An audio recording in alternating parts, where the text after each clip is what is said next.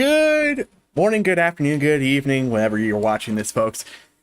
It's Iron Thunder Racing Network back with the start of the 7th season of the Iron Thunder Racing League Truck Series.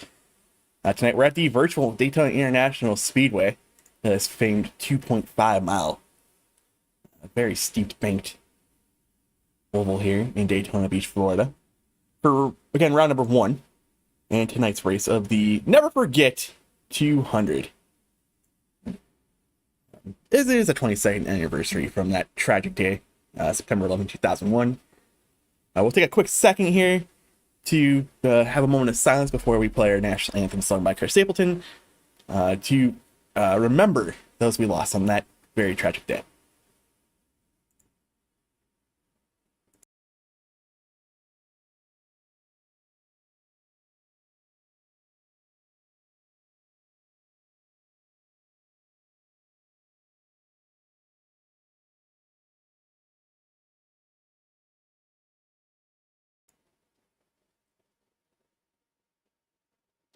And thank you. Like I said, we're going to go ahead and get into our national anthem. It's about 54 seconds and about 2 minutes of grid time here. Get into our national anthem sung by Chris Stapleton, and then we'll go over your starting lineup and break down our 80-lap main event tonight. So let's head over to Chris Stapleton. Chris Stapleton.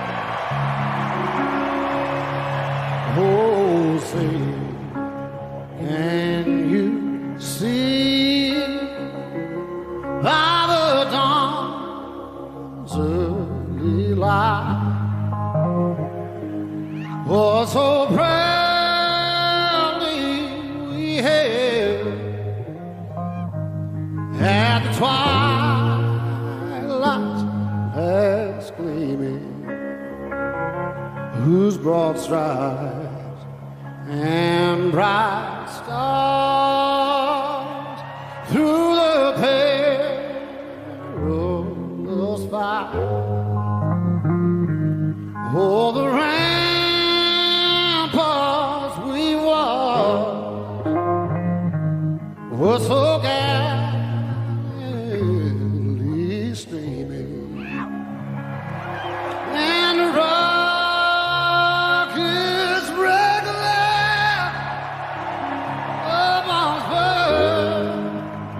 singing out, yeah, through the night, that our flag was still there. Oh, say, does that star-spangled banner yet wave?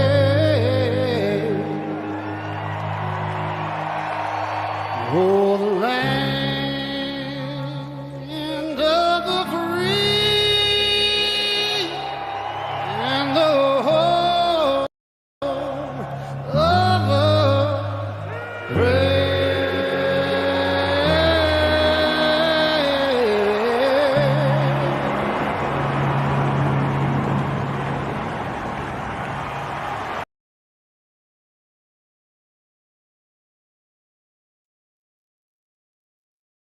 Alrighty.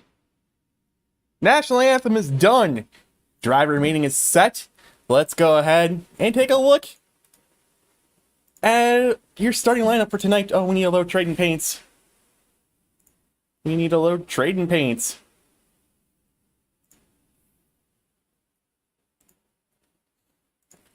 But here we go. Here is your starting lineup for tonight. Oh, hang on. Alright, there we go. There you go. Here's your starting lineup. Ray Rittenauer. He's a speed. When it comes to qualifying here at Daytona, he's the king of the pole sitters here. He did qualify on the pole tonight. He put down a blistering fast lap. I don't have that number, but he did put down the fastest lap to qualify on the pole tonight. Storm Patterson will be roadside row number 1. Row number 2, we'll see John Garrett, the ARCA Series driver. I think he's currently top 5 in ARCA Menard Series.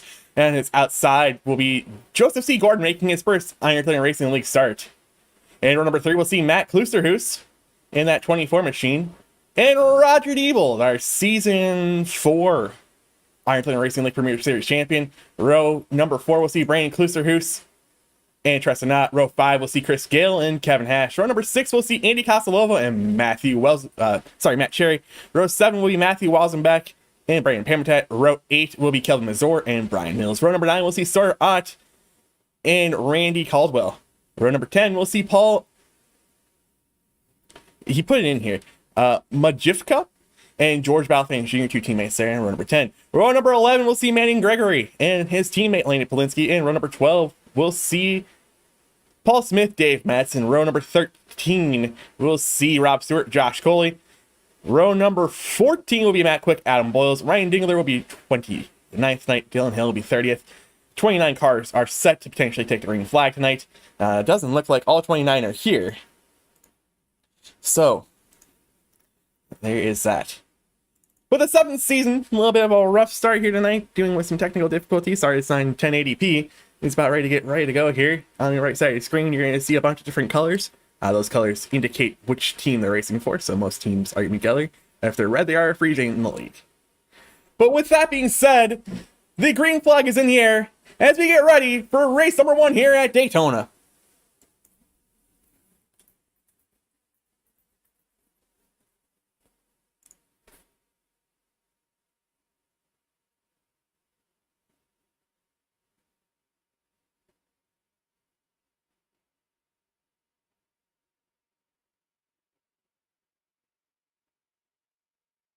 As they get off of turn number 2, they're going to be side by side going down this back straightaway here. Right now is that leading car in the inside lane. He's going to have the outside one. He's going to be number 45 machine of Storm Harrison in that Skybox NASCAR Chevrolet for JCOM Motorsports. But it's pretty orderly here, side by side. Kind of what you expect here for the trucks. Coming off of turn number 4 here. And it's going to be right now getting that first lap lead of the season. Earning himself 2 bonus points so far for the tonight.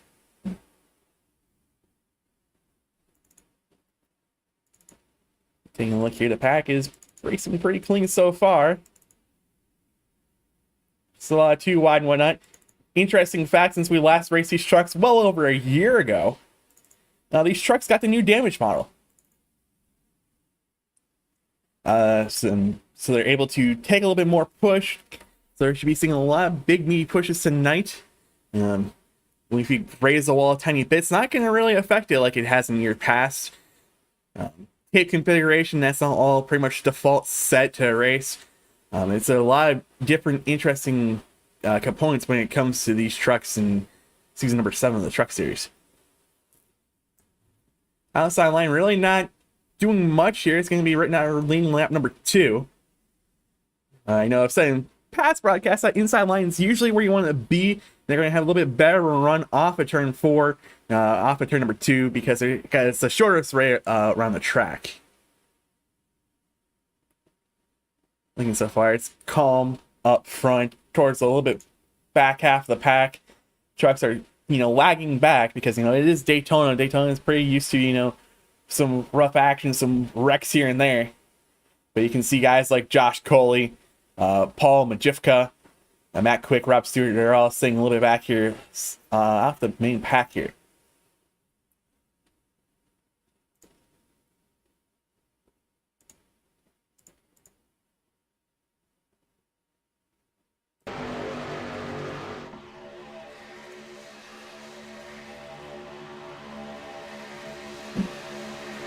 Still side by side with that number 87 machine, the inside lane, controlling this race pretty much. He's got help from that 66 machine of John Garrett. Another interesting fact, these guys got 2 sets of tires. They have, it's 2 sets with 3 total sets, 1 laying in pit road. 2 laying in pit road. I'm trying to make sure I get this information correct. I'm scrolling up. Nope, it's 2 sets, 1 laying in pit road. They get 60% fuel. They also have one fast repair, so when it gets towards the end of the race here, it's going to be interesting. There is a stage, I think, at lap number 40 tonight. And it's the first caution flag is out.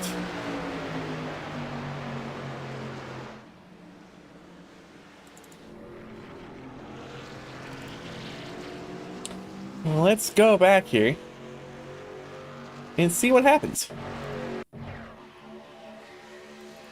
Sounds like it might be the 94 machine.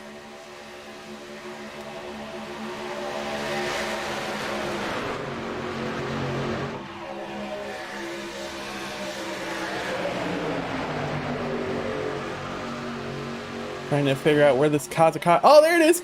That 13 machine comes down, gets into the right rear of the 94 machine, causes the 00 of Landon Polinsky to go around. A couple guys go through pit road to avoid it.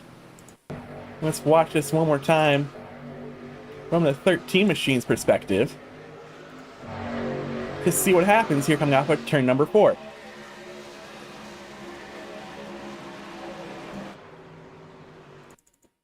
It just really looks like... Did it get loose off of 4? Let's take a look at his cockpit real quick to see what happens. Let's take a look at the wheel. I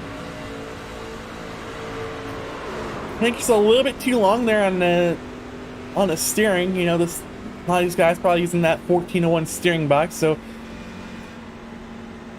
a little bit there.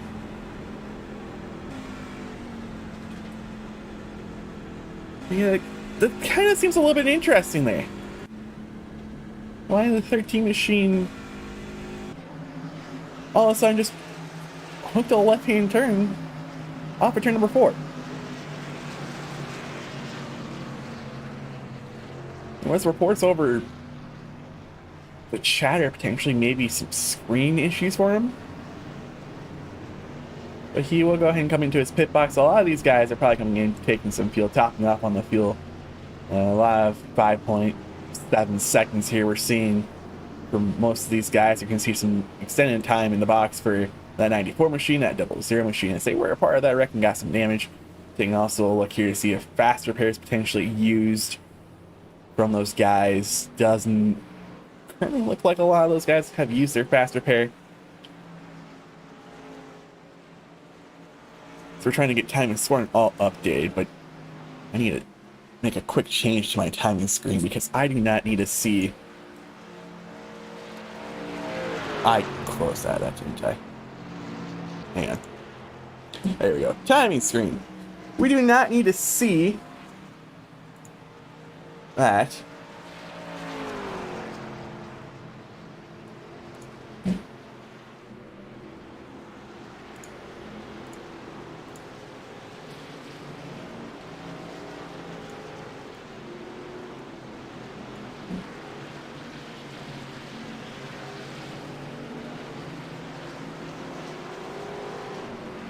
Alright, now we should be able to. Let's go ahead and reload that real quick. Nope, it's still gonna show up. That's cool. Oh. Alright. A lot of unforeseen issues here early on, but we'll fix that. Everything is cleared. But taking a current look here, it looks like that 38 machine Roger Diebold, he go ahead and will not pit there. Taking a look here, 2 cars stayed out, and that's going to be that 38 machine Roger Diebold and that second place machine, that 76 machine of Rob Stewart. Fan favorite here in the booth for the GT3 series has made his way jogging through teammate boxes. Some of the drivers, you know, race chatter, but Rob Stewart was a fan in the GT3 series. And he made his way over. He's going to come race some ovals with us here in the Truck Series. He's currently up to second here by staying out. Again, looks like 2 trucks stayed out. A lot of guys took fuel only. They only have 1 set of tires. Interesting call there. 14.5 seconds in the box, though, for Dave Matson. Which is... oh, which is interesting.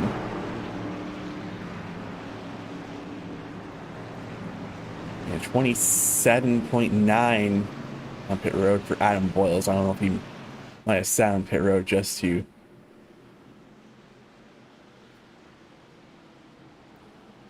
potentially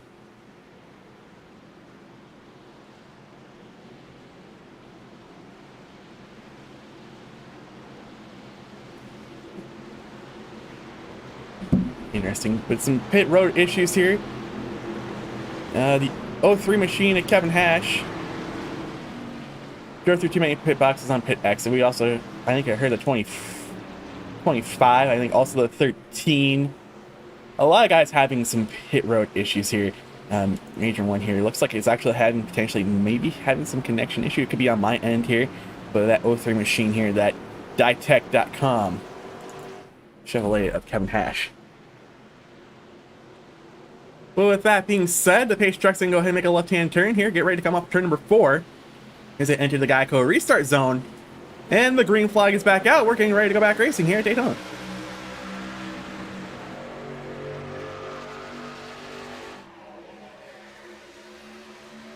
Not as good of an initial start here from the pack up front. Really spread out. A lot of guys going to the bottom lane here, but here comes the 46 machine of Chris Gale. It's going to take a little bit of getting used to saying. He usually runs that 84 machine, but he looks like he's going to have help from his teammate in that 48 machine of Pam with that down the back straightaway. And so we're going to go ahead and get around that 38 machine and get back down to the bottom lane. So that's going to make us our third new leader tonight, maybe our fourth. I don't know if Storm Harrison technically got a lap led there last couple of time by, but lead changes galore. And that 76 is hanging strong on the outside lane with really no help. Here to come off turn number 4. Chris Gill, of course, is racing that meme machine that I'm on a mouse paint scheme with the American flag numbers here on the side. But there is an official lap leg. Give it to that number 46 machine at Chris Gill. But not so fast. There's some drivers coming here on the outside lane. That 38 machine, that 84 machine. Didn't get that high line going. They're going to have a run off of turn number 2 to see if they can potentially get at least one of them clear going down the back straightaway. Getting ready to go in turn number 3. Neither one of them really clear. They're going to have a lot of a run here, potentially coming up turn number 4. But again, that inside line prevails through the corners. Coming to the line, split lap number 9. And it's going to again be that 46 machine of Chris Gale. Interesting thing to note here. The drivers are currently running back the pack with the connection issue looking to be of that 03 machine. But these 5 currently are working together. They seem to like to do that a lot when it comes to super speedway. Especially when they have an opportunity after like the first caution or they're not front controlling the field. They like to sit back here and save fuel. Looking like being the leading truck in that pack. It's that 47 machine, Randy Caldwell. Then a couple tenths of a second, and actually about 3 seconds down off of the main pack here. As they're getting ready to come off side by side here after number 4. Outside lane now has some trucks in compared to that initial part of the run. Give that lap led to that 38 machine of Roger Diebold. He's in a Ford tonight. That, let's say it says racechoice.com. Race Choice Ford F-150. Pretty sure that's some real life schemes we're seeing there. So they're side by side going down the back straightaway here. Seeing a little bit of movement there off that 45 machine in Storm Patterson. He looks to get behind. Look to be the 25 machine of Lusterhoos. And it looks like Roger Diebel's going to go ahead and get down to the bottom lane. That left the 84 machine of Matt Cherry off. And that's going to be a terrible push that led to John Garrett getting turned into the wall. Where did John Garrett's name go? Caution number 2 comes on lap number 12. And we'll go ahead and watch the instant replay of this one. Or not. I think it might have been off the bumper of Sawyer Ott, potentially. So let's go ahead and watch this here. Why we're going 3 wide. I don't know if that was a bad... Oh, nope. Bad push, though. So let's watch this here. We're on board right now with Matt Cherry, so let's go ahead and watch this. He is getting dropped like a rock in a 2-foot creek in the top lane, and it's netcode. That happened to be netcode there. Well, let's watch this one more time. Cherry, I guess not really leaving much room here off of 4. Which I think might be the potential cause here. But then watching... You see there, right...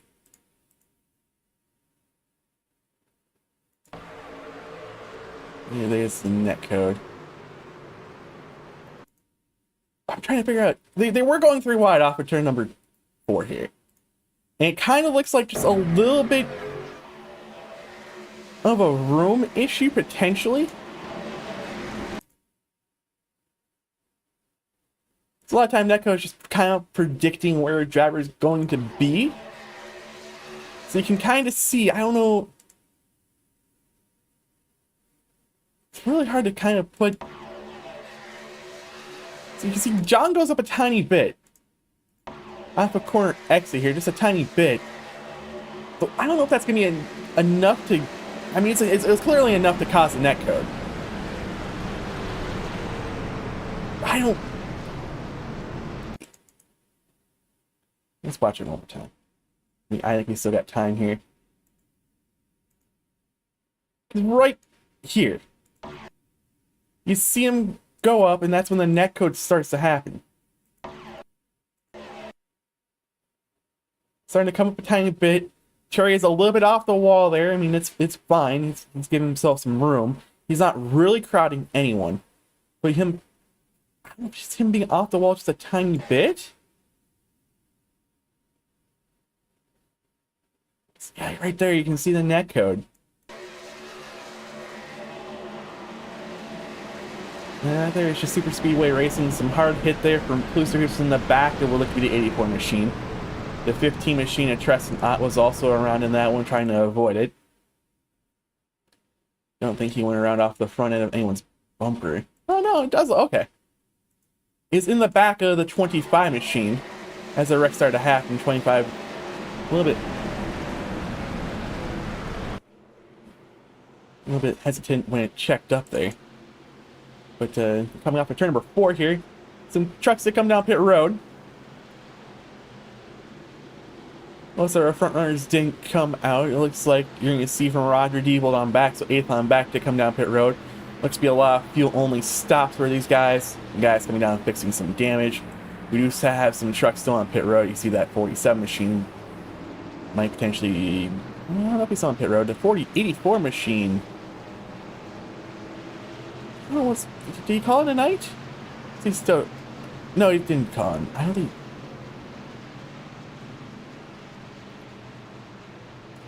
there's potentially some connection issues with some drivers here. I know the 89's race can't be done, right? I think he's still out there. But yeah, there's Matt Cherry exiting pit road. Yep, there's just guys still in pit road topping off on fuel, so... The only guys you might still see on pit road might be that 5 machine. That 66 machine. Yeah, 66 machine still isn't here. Oh, he's right there. Okay. A lot confusing. The timing screen is just a little bit confusing here. But as we get ready here.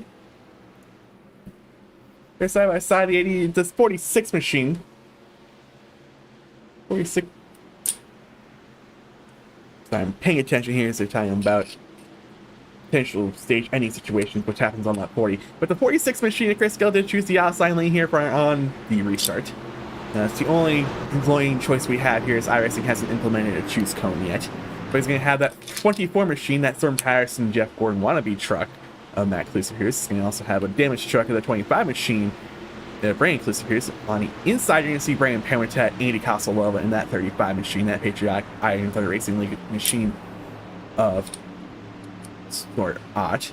In row 4 is going to be Storm Patterson and Roger Devo. In the 5th row will be Dave Matson and Rob Stewart. With 14 laps going to be complete, leaving 65 laps to go. 35 to go in the stage. Two teammates at Shoulder Boys Racing going to go ahead and jump off. Actually, Shoulder Boy Racing 1, 2, 3 here. As they're going to potentially do that teammate thing, and they're going to get down in line to control the bottom line. Outside lane really doesn't have much going for them. There is a front end damage there to that 25 machine. So that might potentially impact how the outside lane does, but it gives an opportunity here for the two JCOM teammates of Patterson ought to hop to the outside lane here. And again, you can see some more cars in the back of the pack here just hanging back. And it's going to be JCOM versus Shoulder Boy Racing here, potentially coming off of turn number 4. Again, give Chris Gale a lap wet here. Yep, we can... Oh, Sawyer Ott was right there, though. I'm pretty sure you can give lap 15 down the record book to Chris Gale, but that JCOM organization on the outside lane here is a little bit more put together compared to that Shoulder Boys Racing here. You can see Patterson kind of all over the back bumper here of that 35 machine. As we're going side by side down the back straightaway. Oh, there's some big meaty pushes going on in the back of the pack here. On the back of that 4 machine of Paul Majivka.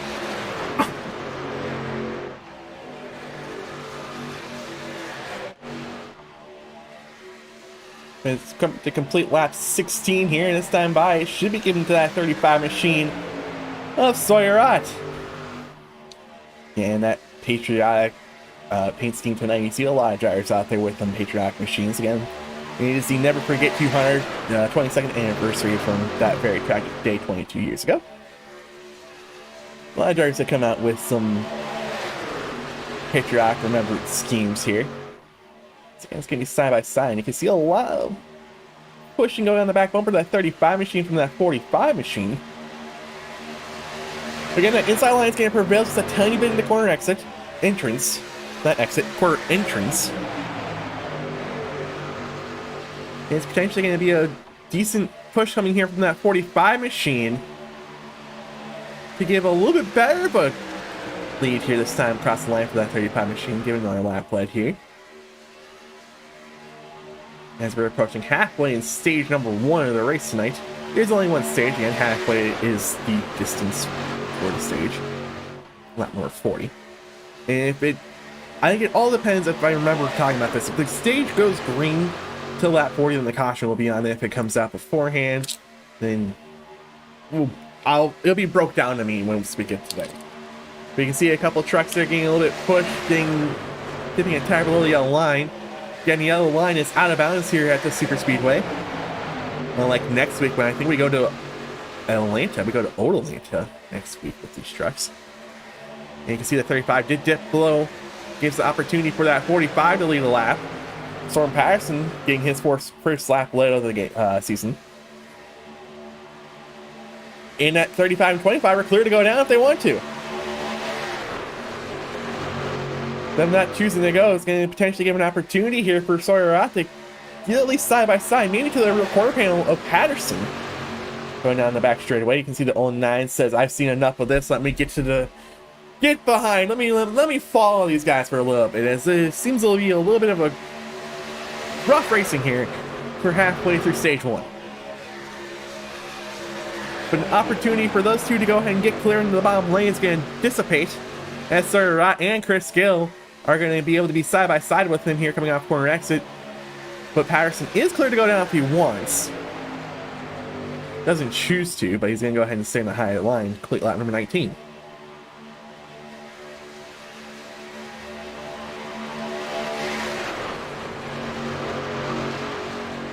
A little bit more connected here in the bottom line. See a little bit of a separation there between the 76 machine and Stewart. But they're now starting to get a little bit closer. Notice the tail here on that high line. So we're going to see some momentum here coming. Not enough to clear either the 25 or the 45, which gives an opportunity for that 35 machine to clear him here coming for an exit. It actually gives a lot of opportunity here for even the 46 machine to jump up if he wanted to. Smart choice is the 45 to get a run off. But complete halfway in stage number 1, Sawyer will leave that lap.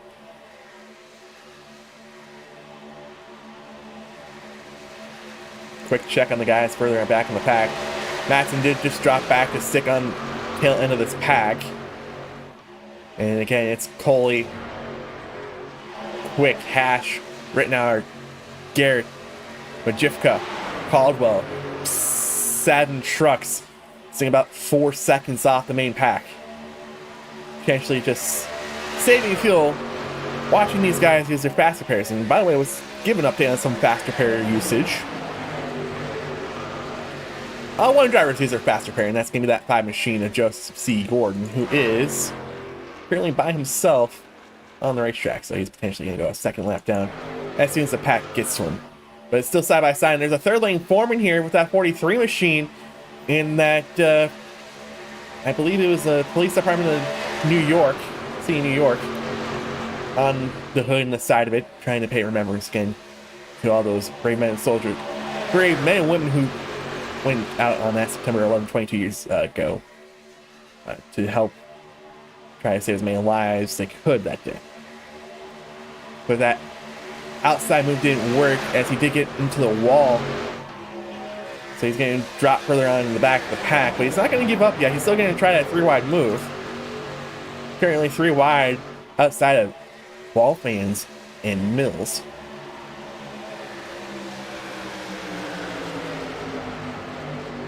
You might get Mills here to work with him. Oh, Mills says, nah, we're going to stay in this middle line. But Stewart does move up.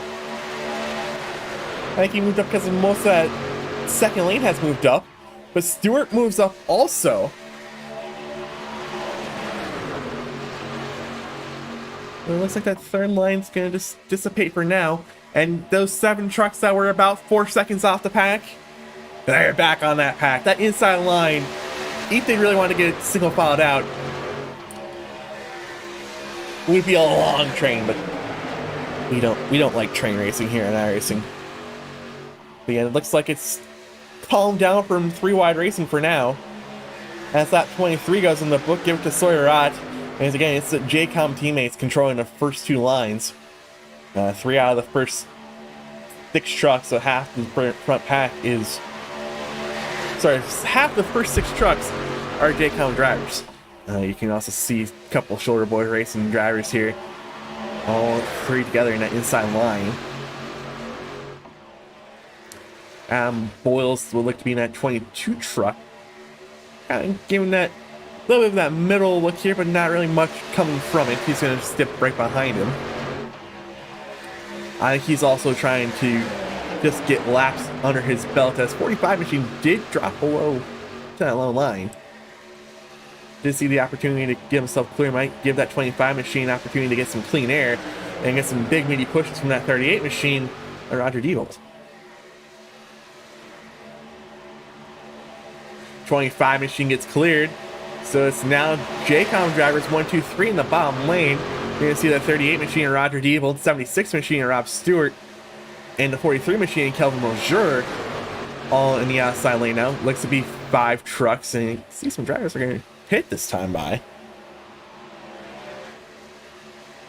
I think I heard the 24 machine is... He missed him. Pit stops this early. I thought they'd at least get 20 laps into a fuel run, but it looks like 18 might be it.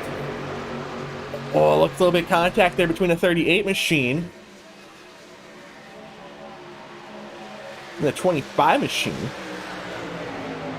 Give that lap lead to the 25. We're looking who came down pit road.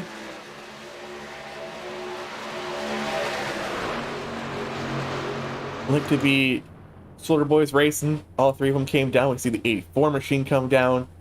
What looked to be the 29 machine came down. That's where that is.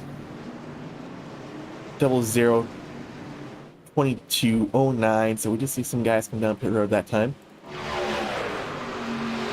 Will we see any of the current leaders come down pit road? Diebold is kind of squeezing Klusterhoos here to see if he can get a better run off. But again, it's teammates. It's teammates 1, 2, 3 in that inside line.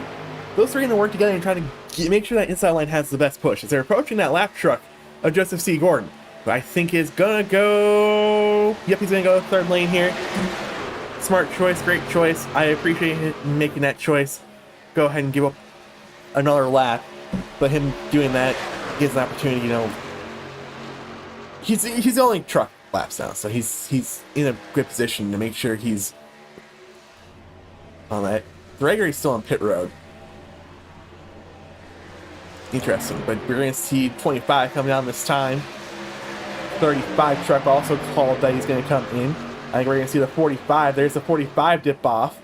So we'll watch the leaders come down this time. For JCOM trucks, you're going to see the 43 and also see the 66 of John Garrett. They all get down pit road perfectly fine. Hands the lead over to, well, looks to be only 3 trucks now. The 38, the 76, and the 94.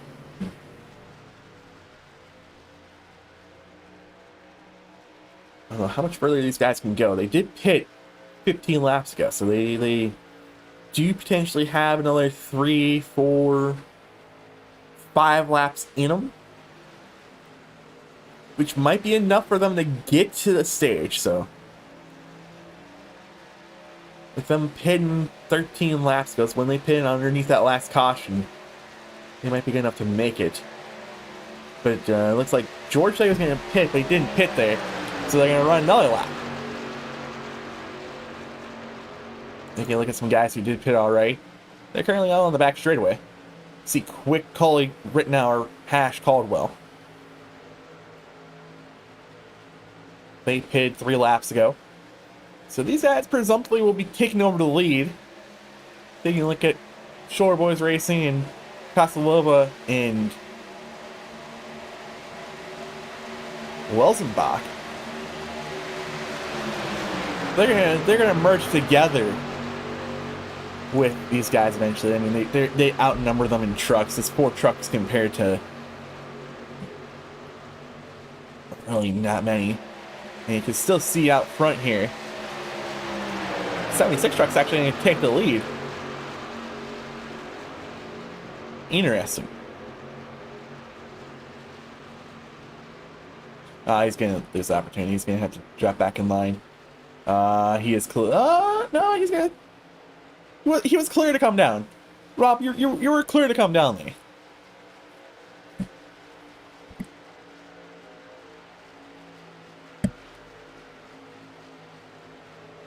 It says Chris Gill had some issues.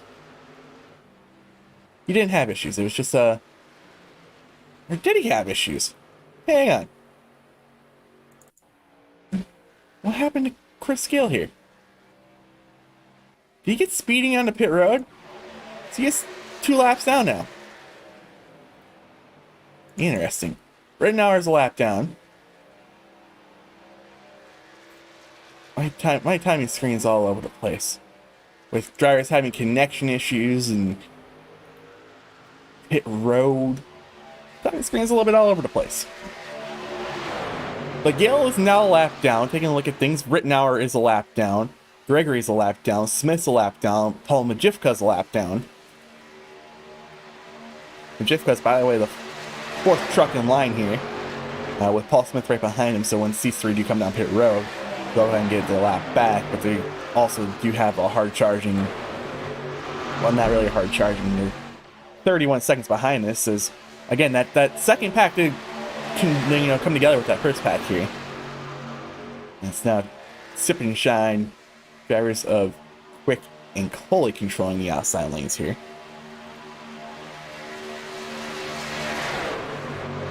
Them 2 are controlling the lanes.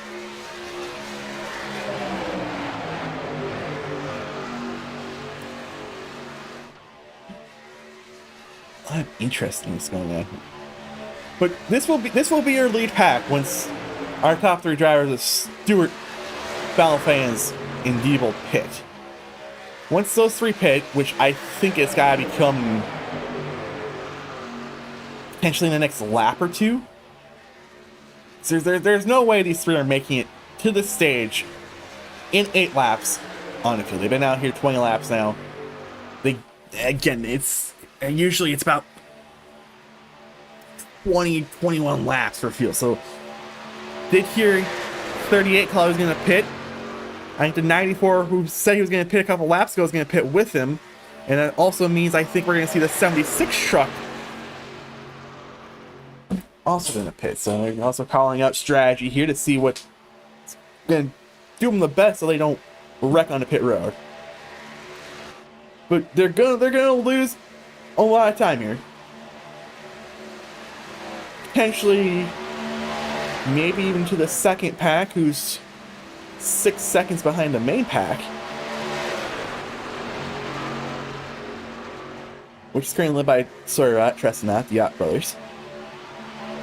Includes that 43 machine, that 13 machine, and also the 66 machine who was involved in our last caution. But we do see the 38 machine, 94 machine, and the 76 machine come down pit road. And that's going to give the race lead here.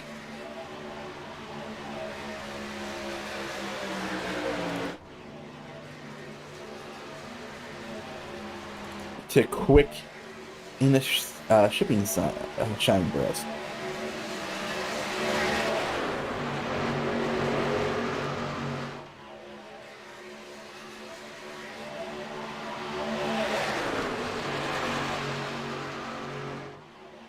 But we do have 7 laps to go here in the stage. Right now, it's going to be someone from this main pack you see on your screen. Second pack is closing, not really closing in. They're about 7 seconds off.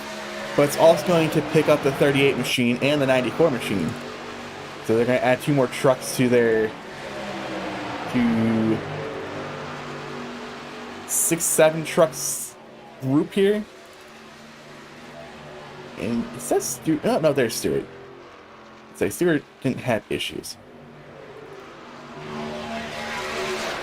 But with 6 to go, I don't think there's an opportunity for that second group to come in and potentially compete for the stage win. Chris Gale's in front of him. He's going to go another lap down. He's going to drop to 2 down once this main pack goes by him.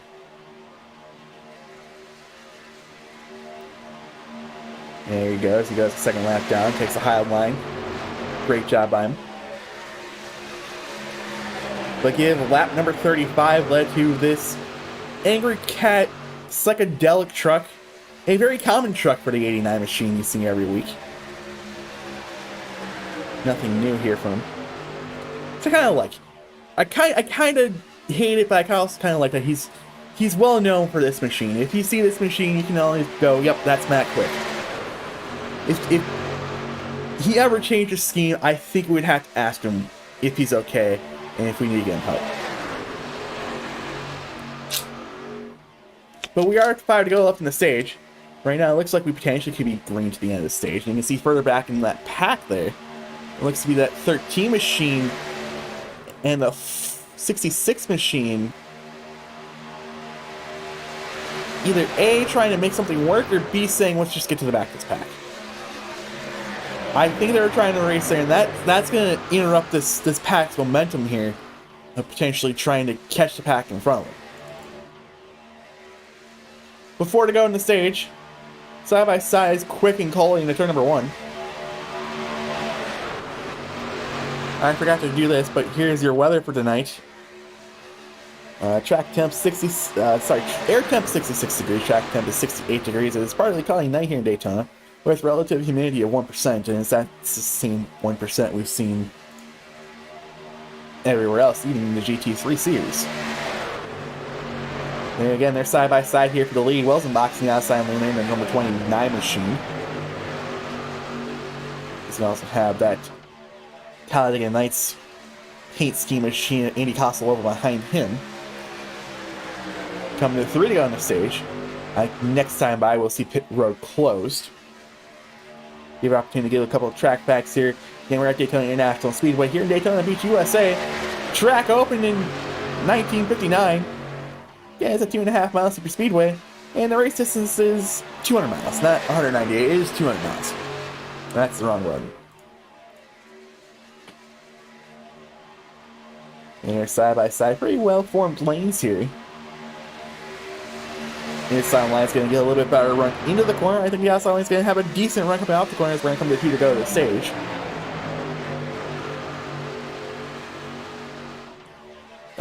Dylan Hale is going to be calling out in-race admin here that pit road should be closed. There it is. Call is out. Pit road's closed, so this is it. Hopefully you have enough fuel. Also, they did pick up a couple lap trucks here. You see the 26 machine. He's currently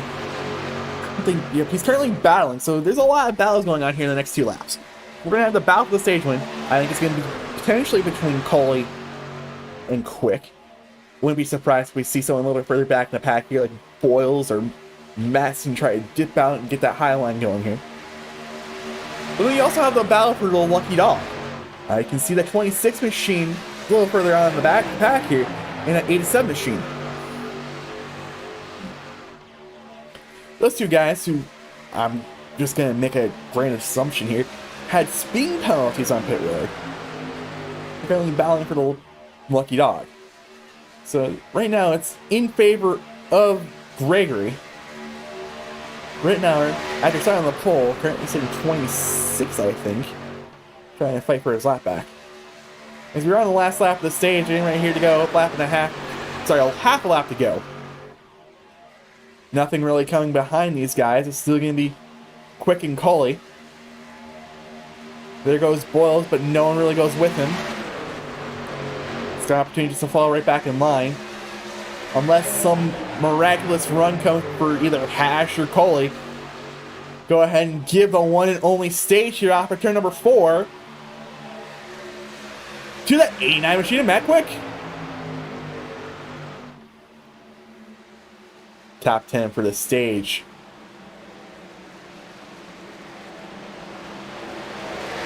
Quick, Coley, Hash. We'll get everything. We're gonna give everything a second to figure it out here once we get there. But it was Quick with the stage win. I think the stage points might have been doubled. If I remember reading the rule book right. Stage points are doubled, so with his stage win, I think this gives him 20 points. Race points are also more this year for the truck series, but Matt Quick is your stage winner. I think Kevin Hash is wrecked in P2. Coley finished P3. Wells and Bach currently sitting P4. Did finish 4th in the stage. And make that grand assumption. Caldwell was 5th in the stage. See Kasalova, Cherry, Matson, Klusterhuis, and looks to be Adam Boyles. Your lucky dog.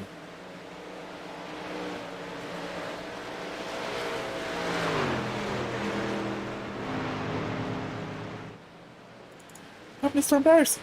Oh, there he is. But your lucky dog should be that 26 machine of Manning Gregory. Unfortunately, that means your pole surf tonight, right now, is going to have to potentially help her a quick caution and potentially stay on and take the wave around here. I mean, he's 12, 13 laps into a stint.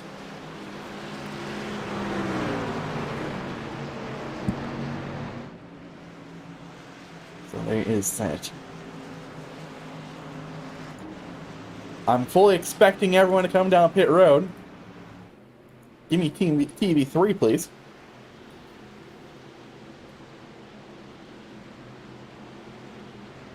And here comes everybody. And there's potentially, you might see the only set of tires they have in pit road go on this pit stop. As you should also see this time by the 26 machine of Manning Gregory get his lap back. There he goes, around the iRacing.com pace truck. And now let's go ahead and go. I really wish there was a better pit lane exit camera where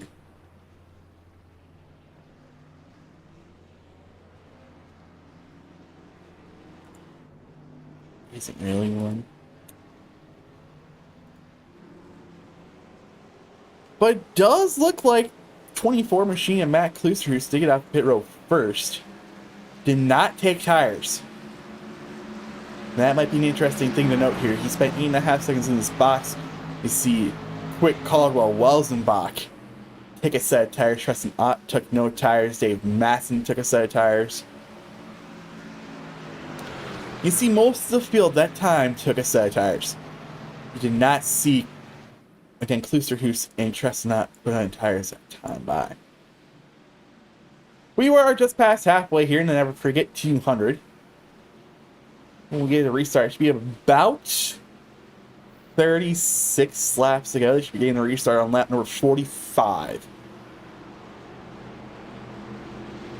And let's see here, potentially right now he thinks about it, but again, I think he's too far in on his fuel run to do it. If he stays out, takes this way around here, he's just gonna potentially dig himself a little deeper of a hole here. Potentially gain that lap back.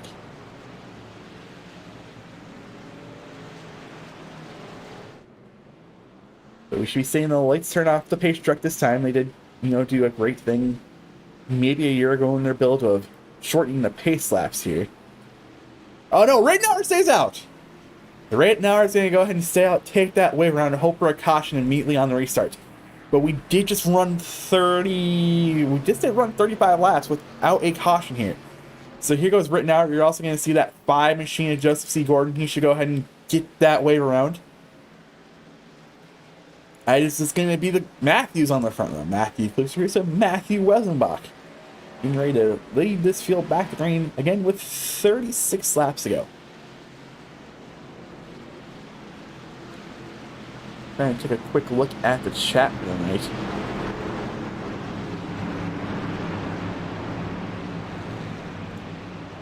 If you are in the chat, say hello. Perfect opportunity here as we're getting ready to finish up these pace laps and get back going for the last 36 laps here. So the same stint as we just did there. We did see that first stage. We're going to call it a stage because, technically what it is, but it's a halfway caution in a sense. We did see 2 cautions. One early, and then one about halfway through the stage. So what do we see here for this final stage of the night? The final 36 lap run. Again, it's going to be that 24 machine, that Storm Patterson machine. For Shoulder Boys Racing, leading him back to green here. He's going to have help behind him in that 15 American flag scheme. One we've seen on like Ken Schrader and Kyle Busch had a couple of years ago. Almost a decade ago. That was almost a decade ago he had that. You can see that here in row number 2. And on outside lane, row number 2 is going to be Dave Matson. Casalova, Boyles, Polinsky, Diebold, Balfans, Mosier. It's the rest of your top 10.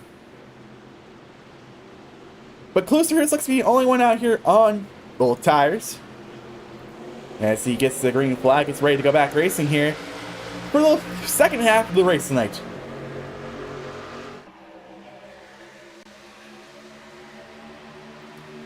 Inside lane did not get a good jump, as that's going to be Welzenbach who has an opportunity here in his Ford.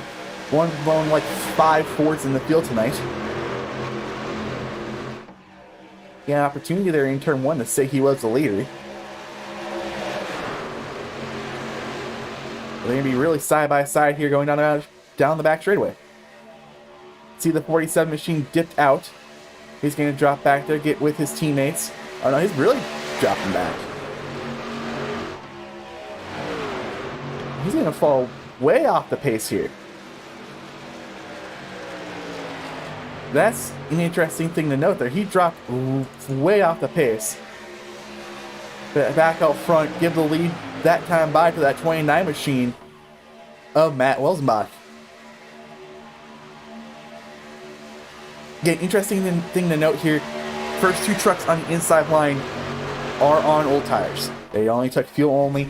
It is super speedway racing. Tires don't really mean much, but it is something to kind of remember here. The 2 trucks on the inside lane, the 2 Chevys of Matt Klusterhuis and Tristan Ott are on an older set of tires. Another thing I guess probably should mention here potentially some drivers taking some faster pairs. Still looks to be only one truck in the field tonight with a faster pair used, and that's the 5 machine of Joseph C. Gordon. Everyone else still has their faster pair, so there's an opportunity for them to go out here and junk some trucks here in the last 43 laps of the race, 44 laps of the race. 34 laps of the race. My numbers are even further off. But pretty equal here through turn 1. I think it's going to see more of a run here after turn number 2 here for that outside lane. I don't know if it's going to be enough to potentially see Wilsenbach clear.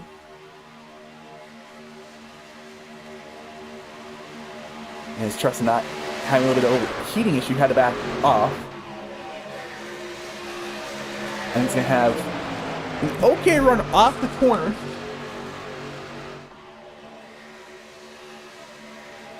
Not enough to maintain the lead here, as that's going to go to Wilsenbach that time by. Wilsenbach, you know, he's been part of this league for a while now. He did take a little bit of time off, but he's coming back to race the 7th season of trucks. Goes ahead and gets clear and drops the inside lane, giving Dave Matson the control of the outside lane. He's now going to have help from Boyles, Diebold, and the 35 machine of Sawyer Ott. See a lot of Chevys and a Ford behind him. There's now Wilsenbach and Matson, the first 2 trucks in each lane.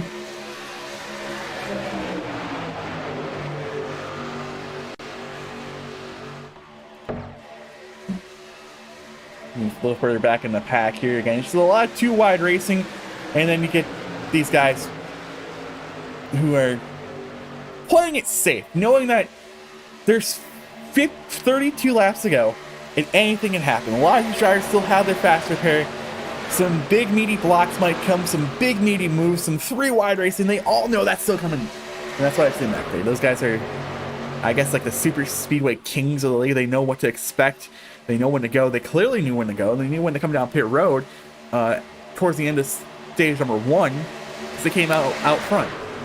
So they're just going to mind their time sitting back there and be like, we'll be on the pack, but we're just gonna watch you guys from afar. Off number 4, complete lap number 49, and it's gonna be that 09 Navy machine, another pretty common paint scheme you're gonna see, of Dave Matson. A lot of these guys don't change their paint scheme. They like to keep these paint schemes original.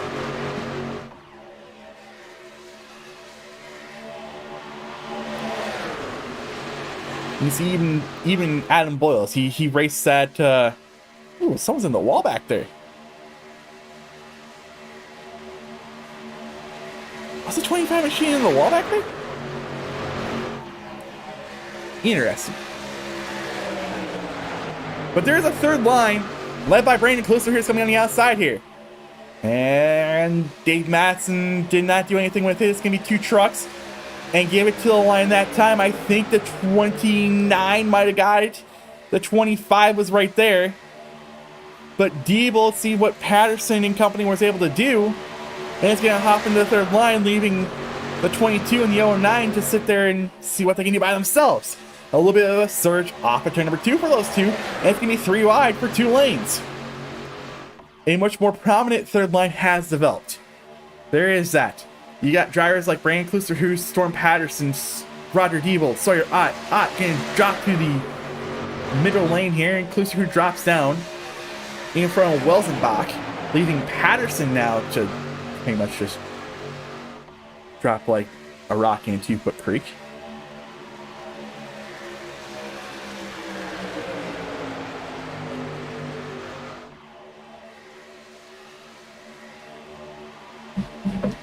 As we're now down to 29 laps to go. Doing quick math in my head. 29 laps to go. It should be changed. It'll be a lot simpler once these things change over. It should change over at 25 to go. Say 25 to go.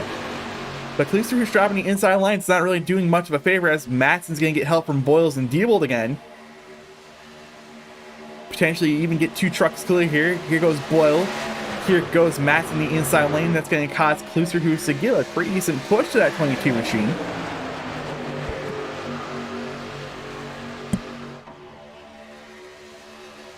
and give Dave Matson the lead back.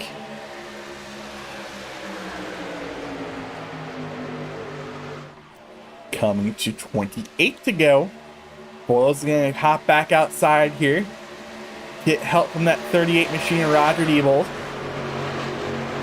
One of these guys who seemed to be up front a lot tonight was that 38 machine. He did also have some extended time up front too.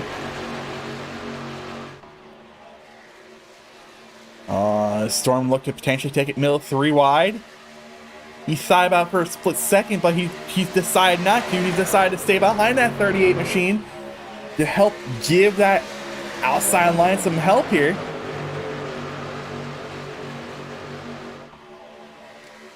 Oh, Boyles is a little bit high, and that's going to give Diebold an opportunity with the help of Storm Patterson. 27 to go.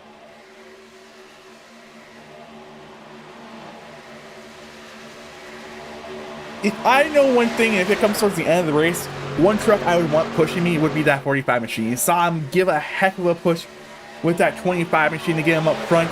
Now he's giving a heck of a push here to that number 38 machine. I also think we're not going green flag to the end. But side by side up front, it's Matson and Diebold. 2 JCOM teammates giving the push to these guys.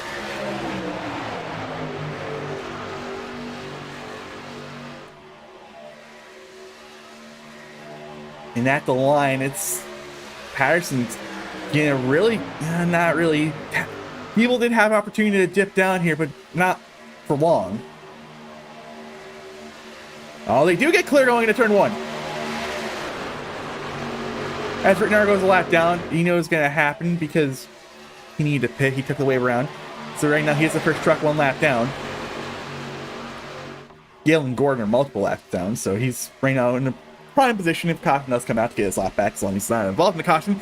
Oh, there's a bad push there, but the 25 machine hangs onto it. Klusterhuis gets a little bit sideways, but he hung onto it perfectly fine. A-okay. When they come across the line this time, it should be 25 laps to go from Daytona. Single file a little bit here out front.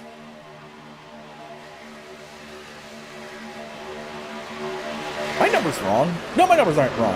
25 to go.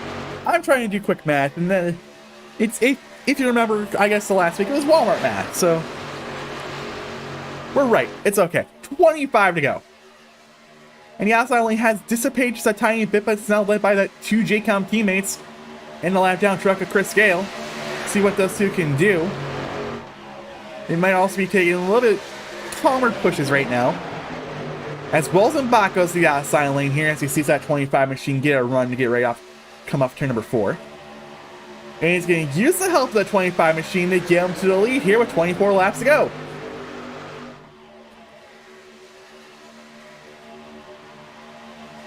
Outside lane's back.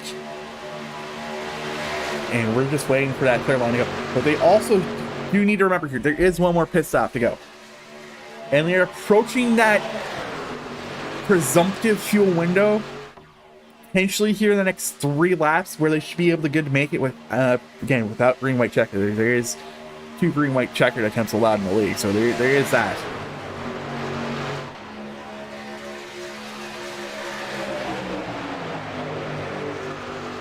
Inside line getting a little bit of advantage here. Coming to 23 laps to go. Klusterhuis in the back bumper. Oh, that 29 machine of Welzenbach. Heck of a debut return for him.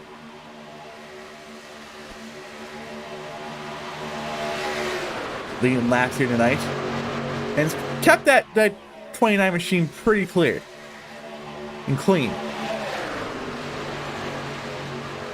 Hasn't really seen him in much trouble tonight.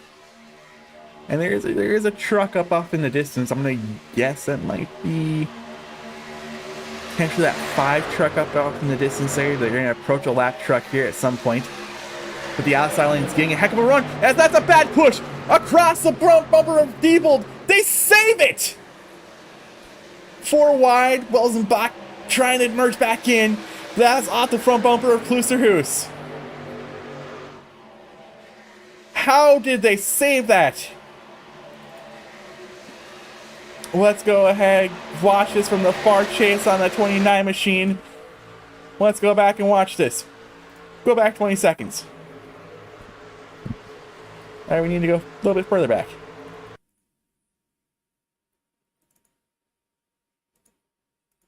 One thing you can't really do is push in the middle of the corner. You can see that's kind of what happened there. You just... man, that's a hell of a save.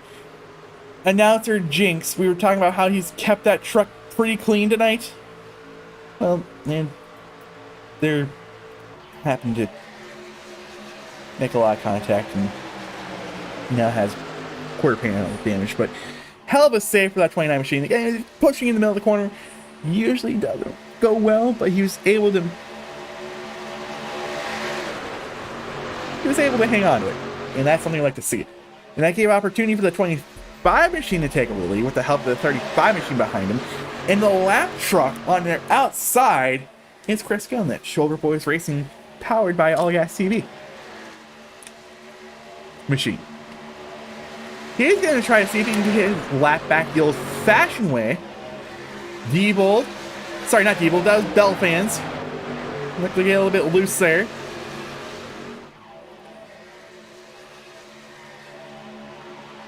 Things getting a little bit swirly here. Coming to the line. 20 laps to go.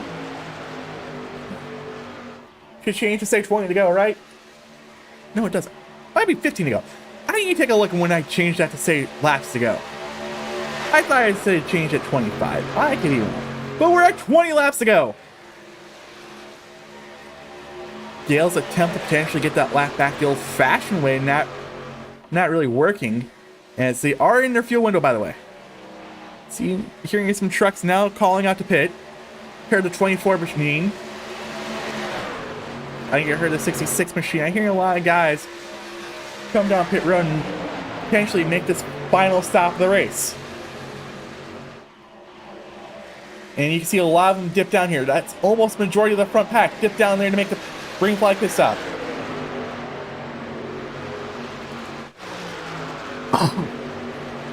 Sorry for that cough. I'm sorry. But Matson's in. Kloosterhoos is in. You can see the 29, the 43. Again, a majority of the field, the 22's on pit road. 00, 94. Again, I think I heard the 66 say he's on pit road. 38's on pit road. You can see the 38 truck come out first.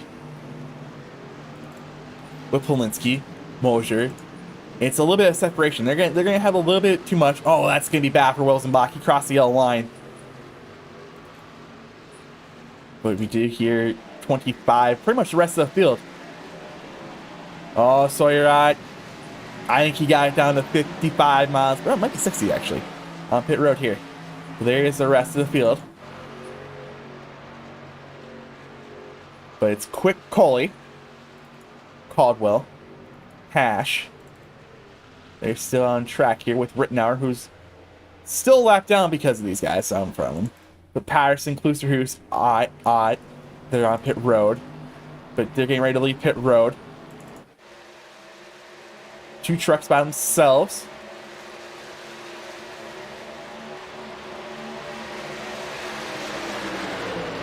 And I think it might work out for... no, they're separated. They're not well built together. You're just going to get ran over on the racetrack.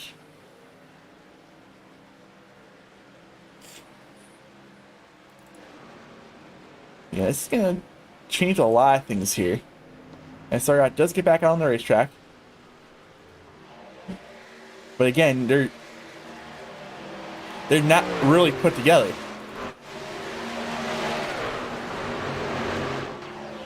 But when I think things cycle out here, once Hash, Quick, Caldwell, Cully pit,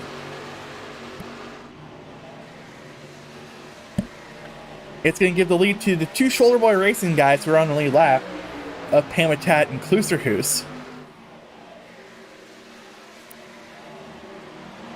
It's not really going to play nice for...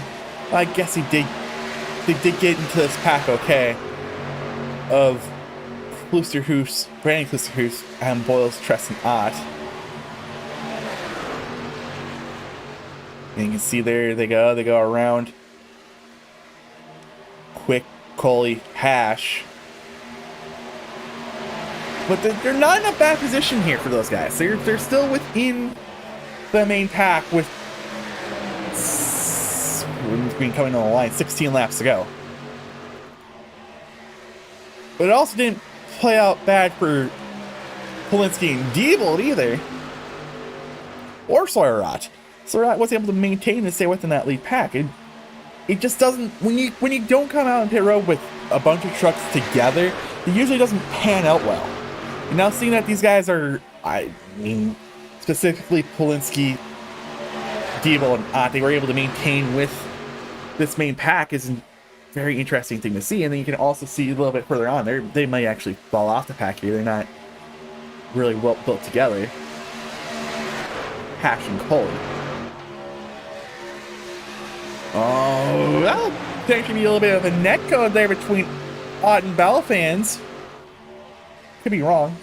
Didn't cost 16 car pileup. We're coming to 15 to go this time by. Matt Klusterhuis give him the lead that time by. I don't know what my thing changes are. But we're on lap 66 of 80. 15 to go. And here comes Kelvin Major again.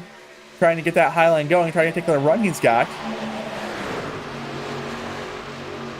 See if it works. Diebold goes back to the inside line there in front of what looked to be the 00 machine. As it looked to be clear just for a second on that 24 machine. Went up, blocked it, came back down. Mosier's runs get end here. See if he can get into a hole in front of the 25 machine, which he doesn't. 14 laps to go. I don't think we've seen our final caution of the night. A lot of these guys still have their faster pair left. And I just don't think we've seen it. Klusterhuis gained the push from that 48 machine. While the other Klusterhuis looked to get a little bit loose after a push from potentially that 43 machine. We're still trying to get the outside line something to work. Around goes the 00, but looks to be one car. And he doesn't hit anything. He keeps it off the wall. One car. We're still green. But here comes Pamitat. Trying to look on the inside. Doesn't work. Mosier did get that high line working. Now got help from Tressenad. 13 laps to go. Mosier now into the middle line. The outside lane led by Tressenad in that American flag 15 machine. Diebold to the outside of Pamitat. Now with the help of Mosier.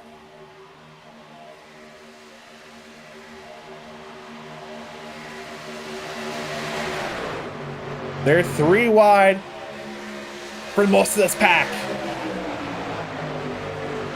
Pamitat's able to get to the back bumper of Klusterhuis. Coming to the line for 12 laps to go.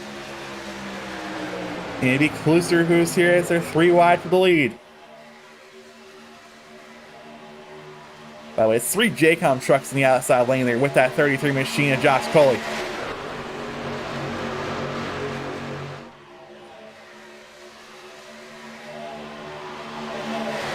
Diebold's going to get that middle line to get a bit of an edge here off turn number 2.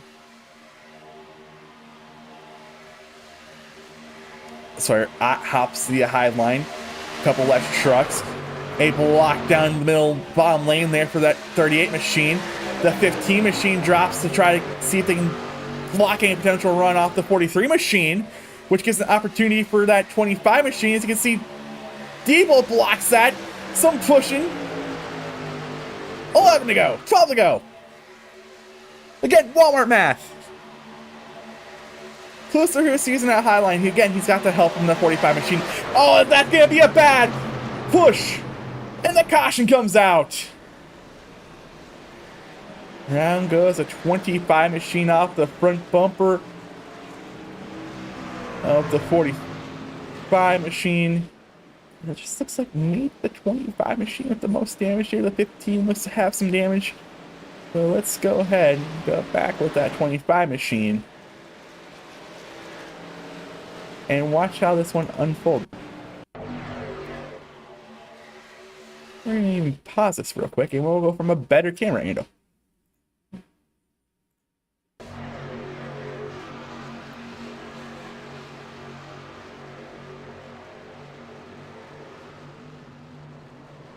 And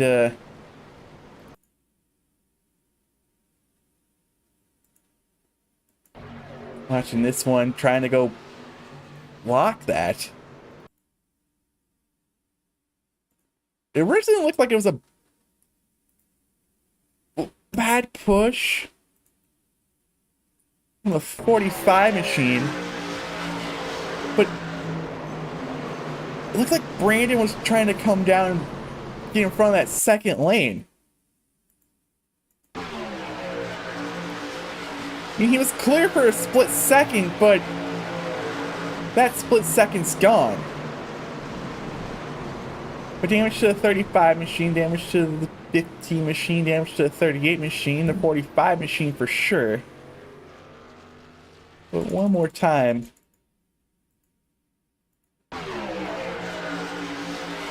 Watching this.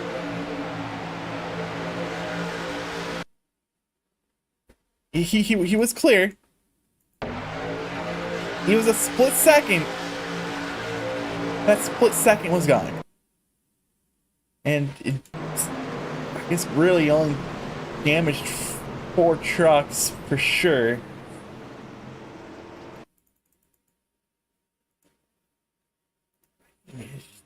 See what he kind of sees here, but it's not gonna be much.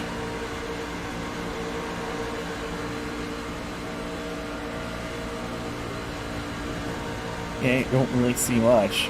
Yeah, I'm just a late move to see that. I mean, he probably was told that he was clear. iRacing Spotter did probably tell him he was clear.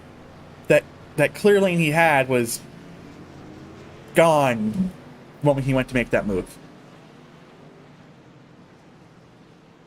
So involved in that one, 24 machine unfortunately did, I think, get some right side damage. I know we did see the 15 machine get some front end damage. Take a look at that from the rear chase real quick. He's got some right front damage. I know the 38 machine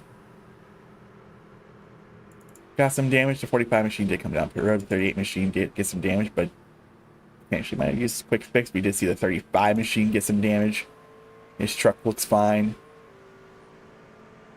33 machine was also involved in that one. Some front end damage. I guess I don't know how much that's going to impact him here with the new damage model. But it looks like Ott, Cully, and Matt Klusterhuis are going to stay out here with that damage. I'll just take a quick look at the fast repairs, potentially see if any were used that time by. And we're going to see the quick repair used for Deeble Patterson for sure. And then the quick repair used for Sawyer Ott. And did Brandon Klusterhuis use his? Yeah, Brandon Klusterhuis. So there's 1, 2, 3, 4, 4 trucks for sure have used their fast repair after that wreck. Which saw about 6 trucks involved here. So that's going to give us a restart with 7 laps to go. Again, it's Matt Klusterhuis, Brandon Pamita on the front row. You can see, I'm pretty sure Treston Knott's still out there. Unless he's having connection issues. Treston.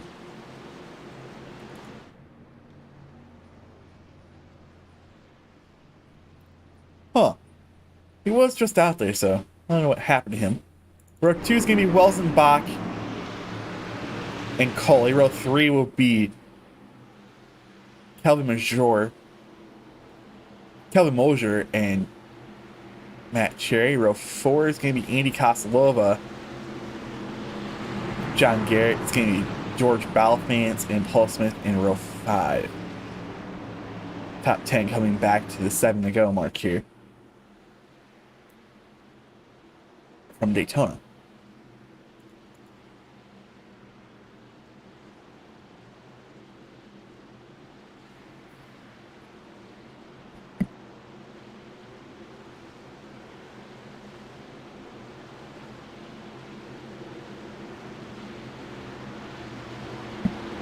By the way, that was our third caution for an accident, and I think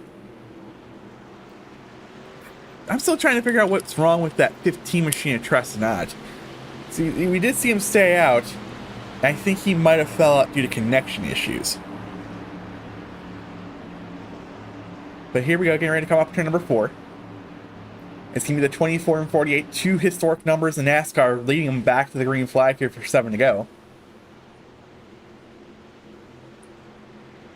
Here from Daytona. Into the Geico restart zone. Here they go. They're back on the gas pedal, back going green.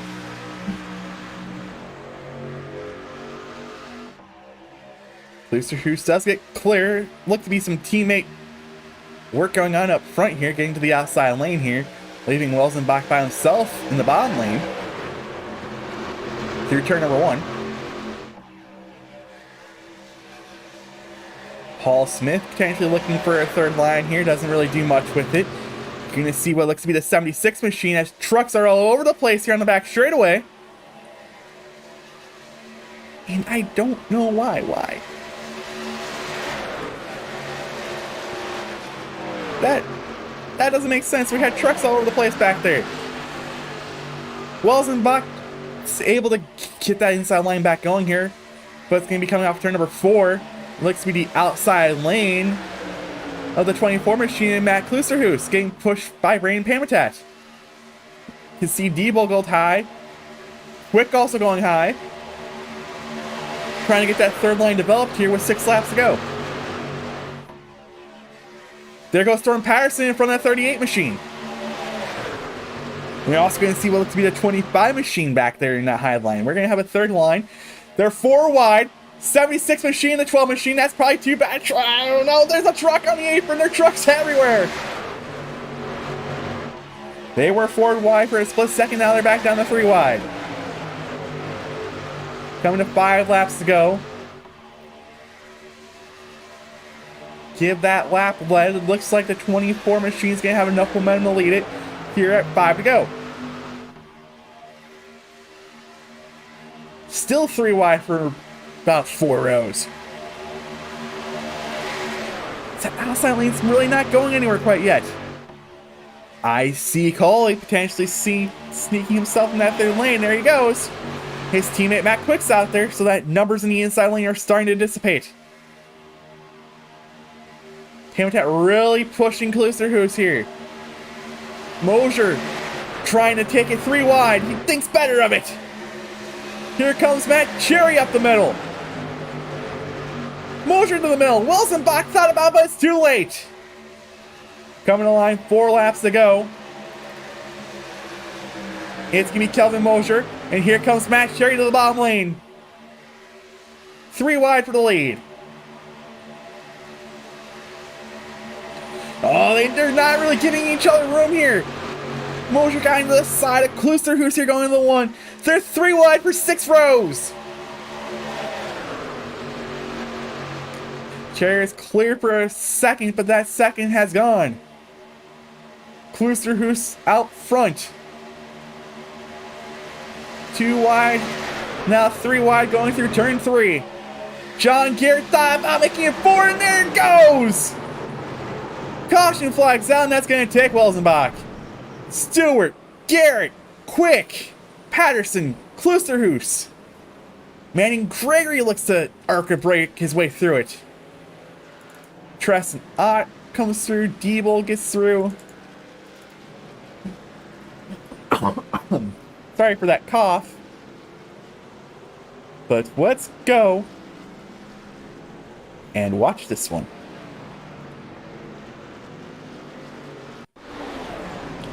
We need to go even further back.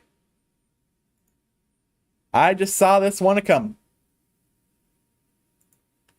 And it looks to potentially might be off the front bumper. It looks to be initially off the front bumper of John Garrett. But let's watch it unfold here. You see Moser's a little bit too high. And what Garrett sees here is potential for making it 4 wide. He's getting a push from that 76 machine of Rob Stewart. That push gets contact into the 29 machine. And, you know, bouncing off the 29 machine, which then bounces him into the 43 machine, which then sends everyone a wreck. A typical Daytona wreck. Especially coming to 3 to go. I think we're going to go a little bit further back here one more time watching this from the blimp. So you can see their motion just a little bit too high. I can understand if Garrett wanted to think for a split second, maybe a little bit longer if he could fit that 4 wide. But then he was also getting pushed there. He was getting a push. So once he got that push there from Stewart,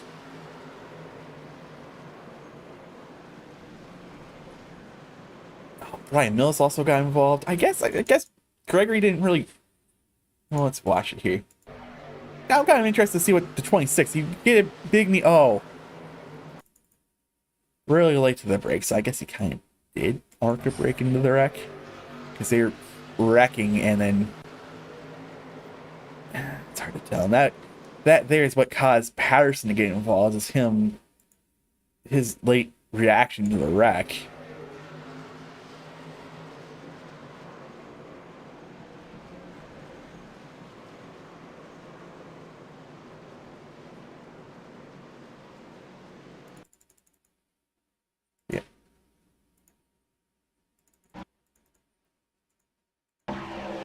Let's watch this one more time.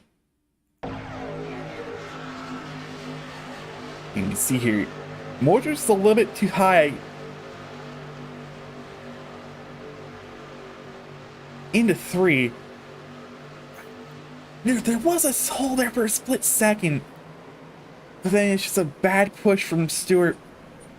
It's making contact into Welzenbach, which then causes this whole wreck. Kind of racing we see there. That's our 4th caution per incident, 5th of the night, and that brings this 84 machine, a pretty well looking truck. I'll give him that. It's a good looking truck to the lead here as the lights are off on the pace truck, so we're gonna come back to 2 to go. And I think our first of 2, maybe 3 attempts at a green white checkered here tonight, so we're gonna go well over our 80 lap distance here. So that graph that said we had 198 miles is wrong. We're going to have, I don't know, well over 200 miles. So we're going to put 205, maybe 207 and a half miles here tonight. When everything is said and done. Going over your starting order for this first attempt at the green white checker, it's going to be Cherry Klusers on the first row. And then you're going to see Pamitat and Koslova in row 2. You're going to see Coley and Balfans in row number 3. You're going to see Boyles, Tresnat, row 4. And look to be the 35 machine of Sawyer Ott, the 12 machine of Paul Smith, Roger Diebold, Rob Stewart, who were also involved in that last wreck. You see Brian Mills, Brian Klusterhoos, looks to have some damage from that wreck still. Did use that fast repair for 2 cautions ago. John Garrett, Manning Gregory, Ray Rittenauer did get back on to the lead lap, so he does have an opportunity to win at this track. Kevin Hash, Paul Majivka, Matt Wilsenbach. Oh, it's only 1 attempt at a green white check. Alright, so we're not going to go over 207 miles tonight. There's that. So I do have 1 attempt at a green white checker here. If caution comes out before we reach the white flag, race is over. And the finishing order will be determined by icing. But if we do get a caution, if we do kick the white flag, it's all pretty much all go there, see what you can do. But getting ready here to come off turn number 4, you're going to see the iRacing.com pace truck dip to the left. And it's going to be Cherry here. Once we get to the Geico restart zone. And here we go. Oh, that's a bad push. They're checking up immediately. Major checkups already 3 wide. Here goes Klusterhus to the top lane. That gives all the opportunity. I'm not going to say immediately takes Matt Klusterhus out of this. As the round goes to 12. Where is he? Where's the 12? The 12's around. The 4's around. They're keeping it green out front.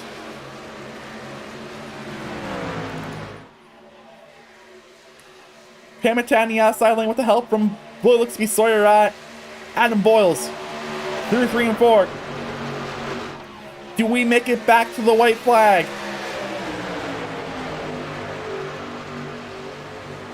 Pamitat. Probably did think about it for a split second going inside Cherry. But we do get to the white flag. We do get to 1 lap to go. Pushes here.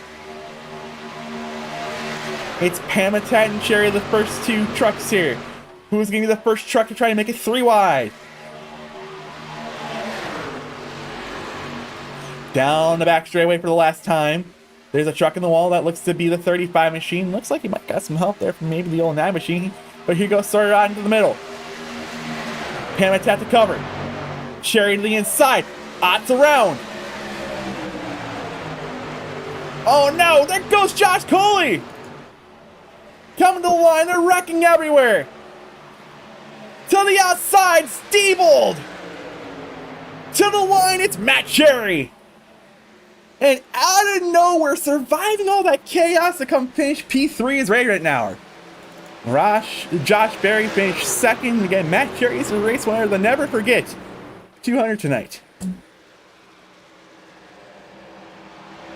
Man, there's a lot to take a look at here on this last lap.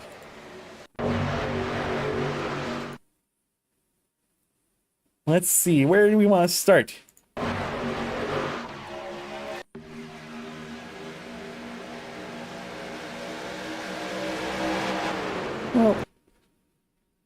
Well, let's first start with the Paul Smith incident. Let's watch this one. Let's see what happened here. Paul Smith wasn't clear. Gets into Paul Majivka, which gets into Dave Madsen, and that's what caused that. Gregory, he's able to keep going.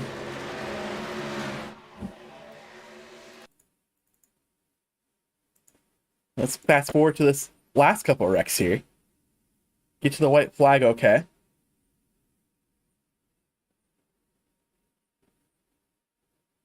Let's see here. Alright, this is a good time to pause and watch this all over. And again, it just looks like it's a bunch of pushes. Again, what you're gonna see, it's just a lot of pushes. Sawyer goes in the middle. He's gonna give a big meaty push to Pamitat. And then, well, he was also getting a big meaty push from Battle fans. So he's trying to hang on to that. That went up into Boyles, which is that part of the wreck. And then I'm trying to figure out, off the front bumper of Diebold goes Coley, and that what takes out the rest of them. And Rittenauer, I mean, he had an opportunity. I mean, if these two were to wreck, I don't think they were going to wreck.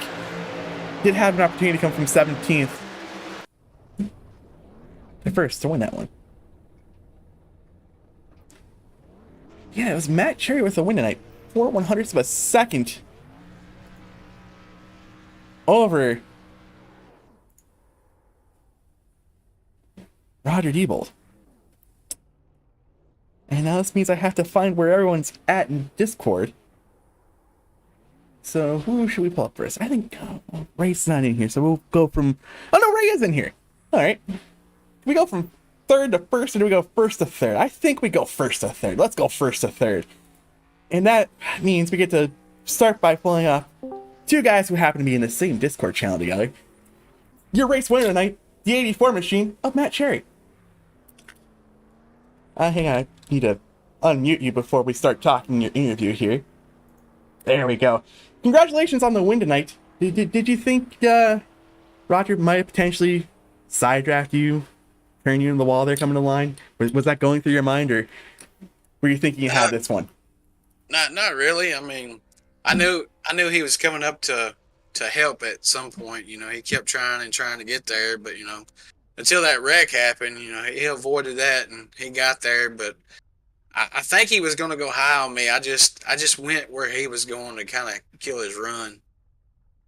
Doing the good old trying to, I guess, more along the line block him until there's no more track left to block him. Well, I tried the old Brad Keselowski maneuver, you know, work there, and it worked out for me. That sure did. You had a pretty clean race tonight.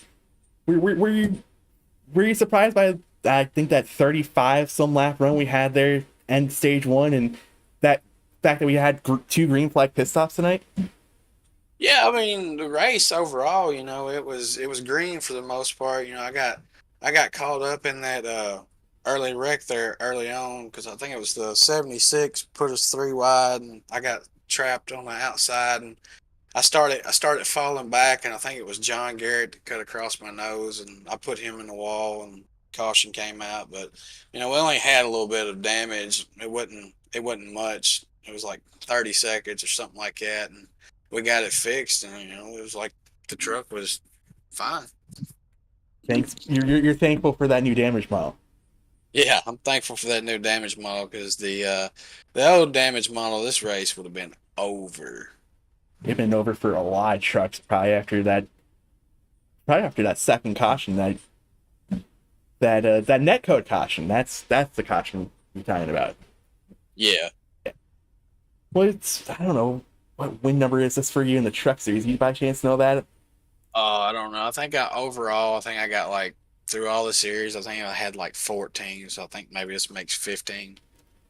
Now, I do believe it's still winning you're into the playoffs. So you're the first driver locked into that 5 race original chase format. How does that make you feel knowing that for the next 6 races you get to focus on trying to earn as many points as you can and competing for your championship? I mean, it makes it so much easier. You know, I can just go ahead and focus on winning races. You know, I know ITRL. You know, they did their road course and series and whatnot. I know y'all had a bunch of stuff going on. You know, I just after Cup last year, I just kind of took a bit of a break and, you know, stepped away, just trying to clear my mind because, you know, I was getting overwhelmed with league racing and stuff like that. But, you know, I've actually got to run quite a bit of official races the last couple of months. And, you know, it's actually helped me out a lot. It's made me a lot faster at like 1.5 miles and short tracks, stuff like that. So, you know, I'm looking forward to getting to tracks like that and, you know, just see what we can do.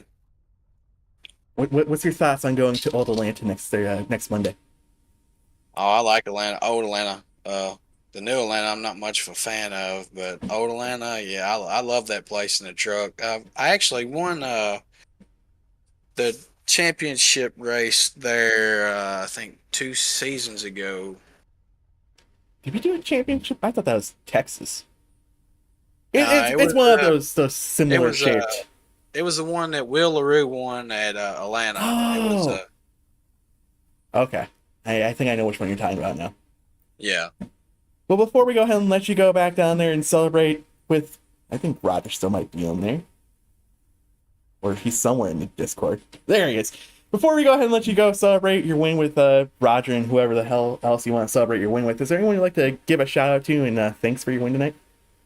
Yeah, just big shout out to all the sponsors and Sawyer and all the admins that put all this together. You know, I enjoy racing over here, so you know, it's always a good time, especially when you're winning. That is very much true. Well, congratulations on winning the season opener tonight, and hope you have a great rest of your season. All right, I appreciate it. See ya. That was race winner Matt Cherry. I know Roger's currently sharing his screen, and he's probably gonna be like, "Why am I up in the booth?" Or not. That's fine. Okay. I guess I won't interview second place. Or third place. Okay. That's a very interesting one. Oh, well, I guess that will do it then, because we were going to interview second and third, but it looks like second place does not want you to have an interview. So, third place is not in the chat. So I guess that's going to do it for us tonight. Let's go over your top 10 real quickly here again. It was Matt Cherry, Roger Debo, right now your top 3. Kelvin Major, John Garrett, Matt Welsenbach did rebound after his unfortunate incident there with which paths to go in the green-white checker situation. Rob Stewart did bounce back for a top 10. Then you're going to see Brandon Pamertat, Lane Polinsky, and Matt Kluster, who's around your top 10. Storm Patterson comes home 11th with Brandon Mills, George Ballafinish Jr., Adam Boyles, and Andy Costello finishing 15th. Kevin Hash, Tristan Ott, Manning Gregory, Paul Smith, and Randy Caldwell will finish out your top 20. 21st will go to Sawyer Ott tonight, 22nd to Dave Masson, 23rd to Josh Coley, 24th will be no one. Or Paul Majiska. Brandon Kluster will finish 25th. Matt Quick, Joseph C. Gordon, Chris Gale, Ryan Dingler, who unfortunately had internet problems or problems with his wheel, will finish 29th today, unfortunately not being able to get on the track. And technically, Dylan Hale was your 30th place finisher. And unless there's any sudden movement here with me being able to pull up second place finisher tonight, Roger Diebold, that's going to do it for us here tonight. For the Never Forget 200 from Daytona, we'll be back next week, same time, at 8 p.m. Central, 9 p.m. Eastern, from the old virtual Atlanta Motor Speedway. I can't call it Super Speedway because it's not Super Speedway.